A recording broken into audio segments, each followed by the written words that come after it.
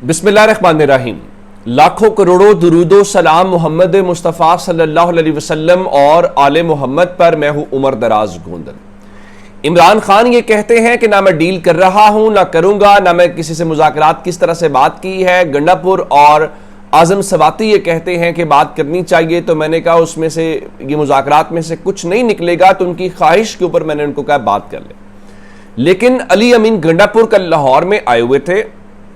लाहौर में कल जहां उन्होंने सख्त तकरीर की, अब उसको सिर्फ तकरीर कहा जाए या बहरहाल कल वो तगड़ा बोले और तुम कह के उन्होंने बातें की। वो तुम जिसको कह रहे थे सबको पता था, लेकिन उसके साथ उन्होंने एक और दावा किया है। लेकिन मैं उस दावे के हवाले से बात करता हूं और ग्राउंड पे क्या हो रहा है वो भी आपको बताता हूं।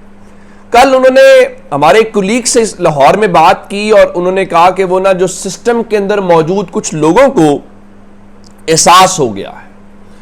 अच्छा, वो कहने लगे जनाब वो ना कि सिस्टम में ऐसे लोग मौजूद हैं जिन्हें अब ये एहसास हो रहा है कि इदारे बदनाम हो रहे हैं और इससे नफरतें बढ़ रही हैं, तो सिस्टम में मौजूद वो लोग पाकिस्तान का सोच रहे हैं और अब कोई रास्ता निकालेंगे। मेरा ख्याल ये है कि गंडापुर साहब को मैं दो चार बातें बताना चाहता हूं, उनको उससे अंदाजा हो। कल जब वो लाहौर हाई कोर्ट से निकले थे तो पाकिस्तान तहरीक इंसाफ सेंट्रल पंजाब के सदर अहमद चट्ठा जो हैं, जो हामिद नासिर चट्ठा साहब के साहबजादे हैं, उन्होंने कल लाहौर में खाना रखा हुआ था। खैबर पख्तूनख्वा के जो वजीर आला हैं उनके एजाज में, और जाहिर है कि पीटीआई की लीडरशिप या जो वकला हैं वो भी वहां पे मौजूद थे। और वहां पे मियां अजहर जो हमाद अजहर के वालिद हैं उनके साथ भी मुलाकात हुई।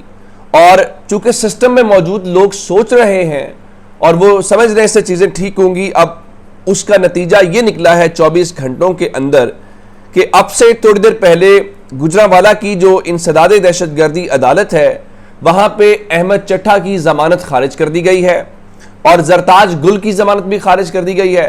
अहमद चट्ठा कल गंडापुर साहब के लिए खाने का एहतमाम कर रहे थे। जरताज गुल साहिबा कल इमरान खान से मिलने की कोशिश कर रही थी और वो वहां पे अलीमा खान और उनके साथ थे। तो अब वहां पे इंसदाद दहशतगर्दी अदालत गुजरांवाला के बाहर पुलिस की बहुत बड़ी नफरी मौजूद है और उन्होंने एक लिहाज से घेराव किया हुआ है ताकि वो उसको गिरफ्तार कर लें। उसका नतीजा ये निकला है। दूसरा नतीजा ये था कि चूंकि सिस्टम में मौजूद लोगों को एहसास हो रहा है और कल के रोज ही उन्होंने इमरान खान से किसी एक शख्स को भी मिलने नहीं दिया, यानी इमरान खान की बहनों को मिलने नहीं दिया, पार्टी के लोगों को मिलने नहीं दिया। तो मेरा ख्याल है इससे आप अंदाजा लगाइए कि सिस्टम में कैसे लोग सोच रहे हैं कि वो किरदार अदा करें और इस खराबी को, इस चीज को किया जाए। अब इसका नतीजा ये निकला, गंडापुर तो कहेंगे वो वजीर आला भी हैं, उनके साथ प्रोटोकॉल भी है। कल उनकी गाड़ी तो अदालत के इहाते के अंदर आई, चूंकि सीएम का प्रोटोकॉल है, लेकिन इमरान खान की बहनें वजीर आला नहीं है, इमरान खान का खानदान वजीर आला नहीं है। उनसे तो कल उनके प्लाजे जिसमें बैठे थे उसको ताला लगाया गया। जिन चटाइयों के ऊपर वो बैठे थे पुलिस वो चटाइयां लेके जाने की कोशिश करती रही। फिर अगर किसी आम चाय के ढाबे या होटल में इमरान खान की बहनें पनाह लेने की कोशिश करती हैं तो उस होटल को बंद करवा दिया जाता है, वहां ट्रक्स और पता नहीं क्या कुछ खड़ा करके रास्ता बंद किया जाता है। तो मेरा ख्याल ये है, रियलिटी ये है। अब आजम सवाती और गंडापुर बातें जो करते रहे, दावा जो करते रहे, वो अपनी जगह के ऊपर है ग्राउंड में। अब फिर क्या हुआ, दिन चढ़ते ही अलीमा खान जो है और उज़मा खान जो इमरान खान की हमशीरा है, वो और तहरीक इंसाफ की जो दूसरी लीडरशिप है जिनको कल मुलाकात नहीं करने दी गई, जिसमें उमर अयूब साहब हैं और शिबली फराज हैं, वो इस्लामाबाद हाई कोर्ट पहुंचे हैं इस बुनियाद के ऊपर कि इमरान खान की मुलाकातें उनसे नहीं करवाई जा रही।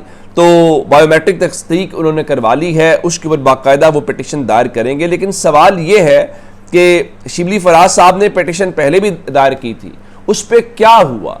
जो मौजूदा 26वीं आईनी तरमीम का अरेंजमेंट है, अदालतों के जरिए एक पॉलिसी नाफिज करने की हमें समझ आ रही है कि कोशिश की जा रही है, चीज़ों को लटकाया जाए, कोई अर्जेंसी शो ना की जाए, कोई सॉलिड ऑर्डर ना दिया जाए, कुछ ऐसा ना किया जाए जिसकी बुनियाद के ऊपर ये लगे कि अदालत एक्शन ले सकती है, अदालत ने एक्शन लिया है, बस खाना पूरी की जाए, बस मामले को जो है उस तरह से लटका दिया जाए। अब तहरीक इंसाफ की क़यादत जो है वो कोशिश कर रही है कि आज इन दरखास्तों को समाअत के लिए मुकर्रर कर दिया जाए। लेकिन कौन करेगा, कैसे करेगा, आपके सामने है। जो मैंने आपको कहा ना, ये जो नई पॉलिसी है चीज़ों को लटकाने की, खींचने की, तो ये भी एक तरीका है चीज़ों को गैर मौसर करने का। उसकी एक मिसाल देता हूँ। अहमद नौरानी के 2 भाई गायब हो गए, उसके ऊपर अदालत ने 2 हफ्तों के बाद समात मुकर्रर की। अंदाजा करें कि दारुल हुकूमत से। फिर आप कहते हैं कि लोग आएंगे, अमेरिका बैठा ताजिर ये समझता होगा, बरतानिया में, पेरिस में, किसी और जगह के, मैं पाकिस्तान में जाऊंगा, मैं सरमायाकारी करूंगा। जब उसको ये खबर मिले कि इस्लामाबाद से 2 शहरी उठ गए हैं, कुछ पता नहीं है, पाकिस्तान के इदारे पता नहीं लगा पा रहे, वो सरमायाकारी करने आपके पास आएगा। तो आज उसके ऊपर फिर क्या हुआ कि अदालत के अंदर बताया गया, हमने FIR की है। तो मैंने आपको बताया था कल उनकी वालिदा ने वो FIR के हुसूल के लिए एक दरखास्त दायर कर दी कि भाई हमें FIR तो दो। आज जनाबे इनाम अमीन मिन्हास, जो 26वीं आईनी तरमीम के नतीजे में एडिशनल जज बने हैं, उन्होंने इस केस की समाअत की। तो जनाब ने इस केस को भी 10 दिन के बाद, यानी आज 18 तारीख है, FIR लेने, FIR की कॉपी लेना, जो कि जिस शख्स के हवाले से हो ये उनका राइट है, लेकिन जनाब ने 10 दिन के बाद उस केस को समाप्त करूंगा जी, मैं वो मरकजी केस के साथ लगा रहा हूं इसको और पुलिस को नोटिस जारी कर देता हूं। तो ईमान मजारी उनको बार बार कहती रही कि FIR की कॉपी तो पुलिस को फराम कर देनी चाहिए ना, तो अब आप इसके ऊपर ऑर्डर कर दें। तो उनका ये मुतफरीक दरखास्त है, मैं नोटिस जारी कर रहा हूं, FIR मिल जाएगी। FIR लेने के और भी तरीके हैं, मैं मरकजी केस के साथ इसकी समाअत होगी। तो उनका अगली तारीख बहुत लंबी है। ईमान मजारी ने कहा अदालत अगर कोई ऑर्डर जारी कर दे तो बेहतर होगा। तो उनका आप वो दरखास्त जमा कराए ना। तो जनाब ने पुलिस को नोटिस जारी करते हुए 28 अप्रैल तक समाअत मुलतवी कर दी है। ये है इस वक्त वो स्टेट अफेयर्स जिनका हम सामना पाकिस्तान में कर रहे हैं, जो हमारी माओं के साथ, हमारी बहनों के साथ, हमारी बेटियों के साथ हो रहा है। ज़रा अंदाज़ा करें कि इस माहौल में रहना, इस माहौल में करना कितना कुछ आसान है, और वो आपके सामने है। और अब रात मैंने आपको बताया कि इलेक्शन हुआ NA 213 के अंदर, वो इलेक्शन क्या था सबके सामने था। अब उसमें पीपल्स पार्टी को जी फातेह करार तो दे दिया गया। अब पीपल्स पार्टी करी जी आज हैदराबाद में NA 213 की कामयाबी का जश्न मनाएंगे, बिलावल जरदारी कह रहे हैं। लेकिन कल के नताइज और कल का इलेक्शन बता रहा है कि अंदरूने सिंध से पीपल्स पार्टी के साथ वही हो गया है जो मुस्लिम लीग नून के साथ पंजाब में हुआ है। कोई माने ना माने, जब तक सिकंदर सुल्तान राजा है मुस्लिम लीग नून को सत्ते खैर है पंजाब के अंदर। अब देखे ना, वो शख्स एक्सटेंशन में बैठा हुआ है। इसी तरह जब सिकंदर सुल्तान राजा है और पीपल्स पार्टी सिस्टम के साथ है, सत्ते खैरा है, और रात लोग वहां पे धरना देके बैठे हुए। और उस पे आज मैं उसकी एक मिसाल देता हूं कि वो जीते या हारे, फवाद चौधरी कह रहे थे, तहरीक इंसाफ के लाल चंद मल्ली ने आज उमरकोट में शानदार कामयाबी समेटी। धांधली से नतीजा बदलना पाकिस्तान में अब मामूल हो गया है, लेकिन उनकी कामयाबी ने पीपल्स पार्टी को शदीद सियासी झटका दिया है और अब यह मामला बढ़ता जाएगा। वेल डन लाल मल्ली। ये बात ठीक है कि इमरान खान ने उस कले के अंदर दरार किया, उस कले को मिसमार कर दिया है।